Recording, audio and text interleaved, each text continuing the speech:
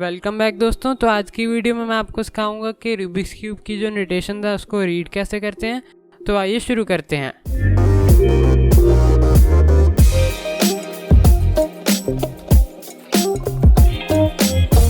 Cube notations जो कि जब हम क्यूब सॉल्व करते हैं, जो उसके लेटर्स या अल्फ़ाबेट्स आपने कभी किसी क्यूब वीडियो में देखे होंगे कि वो ये मूव्स यूज़ कर रहे हैं, तो उसमें जो अल्फ़ाबेट्स जो लेटर्स होते हैं उसे हम नोटेशन कहते हैं, जो कि हम क्यूब सॉल्व करने में जो एल्गोरिथम्स लगती हैं उसके लिए यूज़ करते हैं। तो क्यूब सॉल्व करते हुए जो सबसे बेसिक नोटेशंस जो हम यूज़ करते हैं वो ये वाली जो आपके स्क्रीन पे है वो आपको दिख रही होंगी। सबसे बेसिक ये है RLUDFB। मैं इसको करके दिखाता हूँ RL।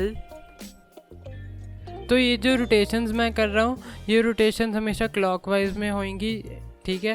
तो ये हो गया R क्लॉकवाइज टर्न।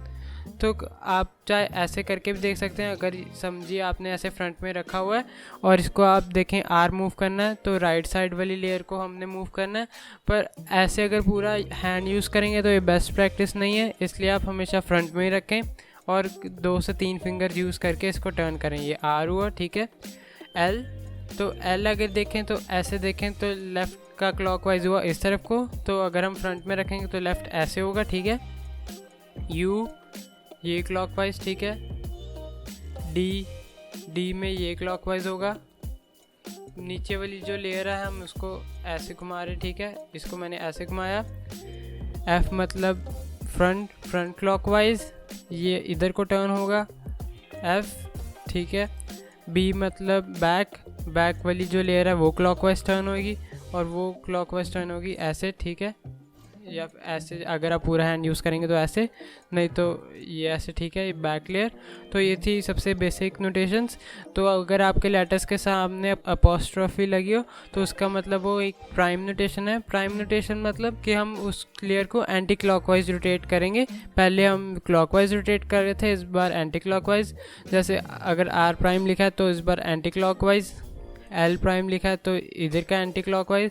वैसे ही जो मैंने अभी नोटेशंस बताई थी क्लॉकवाइज सीक्वेंस में, उसी को हमने एंटी क्लॉकवाइज में मूव करना है। तो अब किसी भी अल्फ़ाबेट के आगे 2 लिखा हो, 2 मतलब कि हमने उस लेयर को 2 टाइम्स रोटेट करना है या बेसिकली 180 डिग्री रोटेट करना है। अगर R2 लिखा है तो मतलब 1 2 रोटेशंस 180 डिग्री, ठीक है। तो ये हो गया 2 टाइम्स। तो अगला आता है स्लाइस मूव्स। स्लाइस मूव्स होते हैं M, E और S। M मतलब ये मिडल लेयर, E मतलब ये वाली लेयर, S मतलब ये, ठीक है। M मतलब ऐसे हो गया, ठीक है। ये M हुआ, ठीक है। ये E हुआ, ठीक है। और S वाली ये लेयर होती है, इसको हम ऐसे टर्न करेंगे, ठीक है। तो आपने अगर कहीं देखा होगा जैसे कोई अल्फ़ाबेट अगर स्मॉल लेटर में लिखा है या फिर अल्फ़ाबेट के साथ में W लिखा है तो उसका मतलब होता है कि ये वाइड मूव है।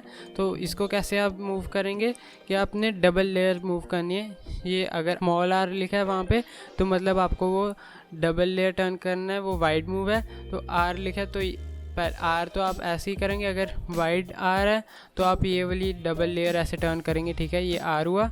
अगर वो R वाइड प्राइम हुआ तो आपने ये डबल लेयर ऐसे करनी है। इसी तरीके से बाकी सारे L अगर ऐसे है तो L वाइड भी ऐसे होगा और L प्राइम वाइड ऐसे होगा, ठीक है। तो ऐसे ये वाइड मूव्स हैं। वाइड मूव्स बेसिकली के 2 लेयर्स इकट्ठी टर्न करनी है हमें, ठीक है। अब बढ़ते हैं क्यूब रोटेशंस की तरफ। क्यूब रोटेशंस हैं एक्स वाई जेड मतलब X जो है वो R के सिमिलर ही है। R हम ऐसे घुमाते हैं, ठीक है। तो क्यूब इस बार हमने कोई लेयर नहीं टर्न करी, हमने क्यूब ऐसे पकड़ा है तो उसको पूरा ऐसे कर लेंगे, मतलब पूरा एक टर्न ऐसे कर देंगे क्यूब को। तो ये X मूव हुआ, ठीक है। तो Y मूव जो है वो U के सिमिलर मूव करता है। U ऐसे मूव करता है तो Y का मतलब क्यूब पूरा ऐसे टर्न होगा।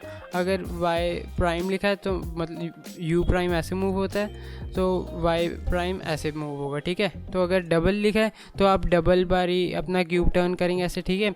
और Z मतलब कि अब Z जो होता है वो F के सिमिलर होता है। F हम ऐसे मूव कर रहे हैं तो F मूव भी ऐसे टर्न होगा, ठीक है। तो हमने ये XYZ जो बेसिकली से वो पूरे क्यूब को रोटेट कर रहे हैं बजाय कि एक सिंगल लेयर को, ठीक है। तो आज की वीडियो में इतना ही। I hope you like my video on Rubik's cube notation, how to read the algorithms. तो मिलते हैं अगली वीडियो में। Till then keep learning.